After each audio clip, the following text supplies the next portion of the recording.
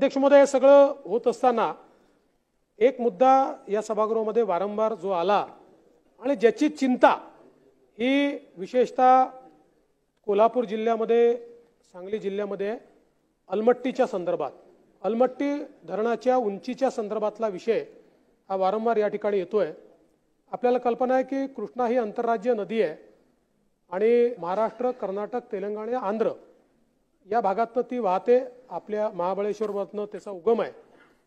जवळपास 1400 किलोमीटर ही नदी लांब आहे। त्यातले 282 किलोमीटरचा प्रवास आपल्या महाराष्ट्रात आहे आणि या हद्दीत कोयना, पंचगंगा, दूधगंगा आणि वारणा या महत्त्वाच्या उपनद्या त्याला जाऊन मिळतात।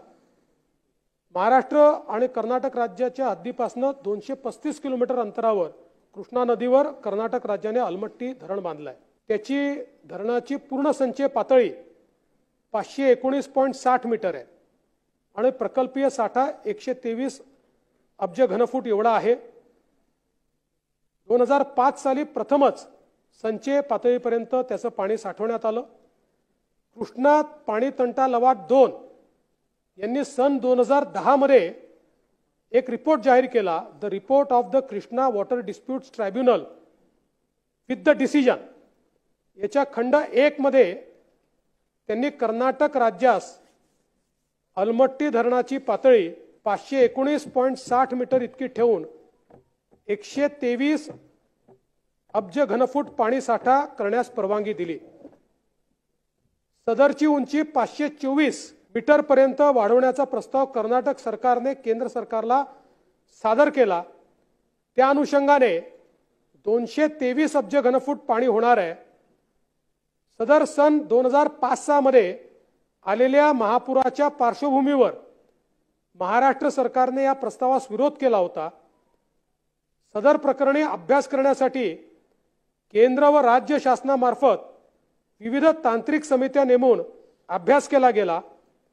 अभ्यासाअंती अलमट्टी धरणाची उंची वाढवल्यास त्याचा महाराष्ट्राच्या हद्दीमध्ये परिणाम होणार नाही असा अहवाल अभ्यास समित्यांनी सादर केला आणि कृष्णा पाणी तंटा लवाद 2 च्या सन 2013 मध्ये जाहीर केलेल्या the report of the Krishna water dispute tribunal with the decision खंड 2 च्या अहवालानुसार 2013 साली या कृष्णा पाणी तंटा लवाद 2 ने कर्नाटक शासनास अलमट्टी धरणाची उंची 524.60 मीटर वाढवण्यास परवानगी दिली आहे।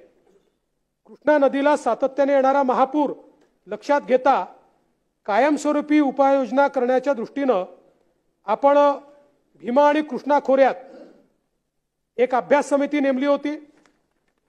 या समितीने कृष्णा उपखोऱ्याचा अभ्यास करून 27 मे 2020 रोजी शासनाला अहवाल सादर केला, ज्यामध्ये या समितीने ज्या काही शिफारसी केल्या त्यापैकी 18 पैकी 10 शिफारसी स्वीकृत केल्या, 5 अंशतः स्वीकृत केल्या, 1 सुधारणेसह स्वीकृत केली आणि 2 अस्वीकृत केल्या। समितीने सादर केलेल्या अहवाल खंड 2 एनालिसिस कॉजेस अँड रेमेडीज मध्ये पृष्ठ क्रमांक 40 मुद्दा क्रमांक 3 Almatti dam and possible submergence in Maharashtra Anvay Almatti धरणाची उंची 524 मीटर पर्यंत गेल्यास अलमट्टी धरणातील पाण्याचा फुगवटा कर्नाटक हद्दीतच राहतो, 221 किलोमीटरच्या पुढे जात नाही असे नमूद केले आहे। सदर अलमट्टी धरण हे महाराष्ट्राच्या हद्दीपासून 235 किलोमीटरवर आहे। तसेच अलमट्टी धरणाच्या उंचीमुळे होणाऱ्या परिणामाबाबत अधिक ठोस निष्कर्षापर्यंत पोहोचण्यासाठी सखोल अभ्यास करण्याची आवश्यकता देखील नमूद केली। अलमट्टी धरणाच्या साठ्याचा महाराष्ट्रावर होणारा परिणाम फेर अभ्यासण्यासाठी national institute of hydrology Roorkee येथील शास्त्रज्ञांची नियुक्ती करण्यात आली आहे।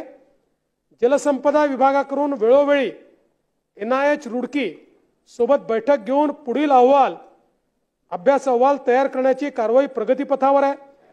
जलसंपदा विभागामार्फत NIH रुडकी यांना उपरोक्त अभ्यासासाठी लागणारा सर्व डेटा उपलब्ध करून देण्यात आला आहे। 21/6/2024 रोजी अधीक्षक अभियंता सांगली पाटबंधारे मंडळ सांगली यांच्या अध्यक्षतेखाली NIH रुडकी येथील सायंटिस्ट समवेत बैठक पार पडली आहे। सदर बैठकीमध्ये NIH रुडकी येथील सायंटिस्ट यांनी उपरोक्त अभ्यास हा अंतिम टप्प्यामध्ये असून सद्यस्थितीत डाटा व्हॅलिडेशन प्रगतीपथावर आहे आणि NIH रुडकी लवकरात लवकर अहवाल सादर करेल असं आश्वासित केलं आहे। त्यामुळे मुळात ही जी काही उंची आहे याची परवानगी कर्नाटकला 2013 सालीच मिळालेली आहे। मात्र त्यानंतर जी काही परिस्थिती उद्भवली, वडनेरे कमिटीचा रिपोर्ट आला 2021 मध्ये, तो आपण स्वीकारला।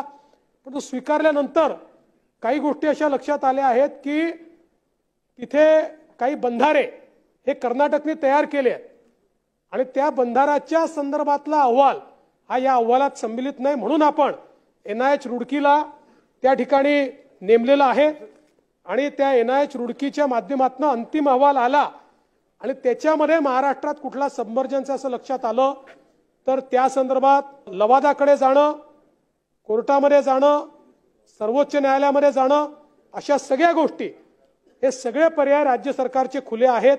ते राज्य सरकार अवलंबेल आणि पर्यायानं राज्य सरकारनं या उलट सातत्याने येणारं पुराचं पाणी वळण बंधाराच्या माध्यमातून दुष्काळी भागामध्ये वळवण्याच्या संदर्भात एक ऑलरेडी अहवाल तयार केला, तो वर्ल्ड बँकेला सादर केला, एशियन डेव्हलपमेंट बँकेला सादर केला, त्यांनी त्याला मान्यता दिली आहे।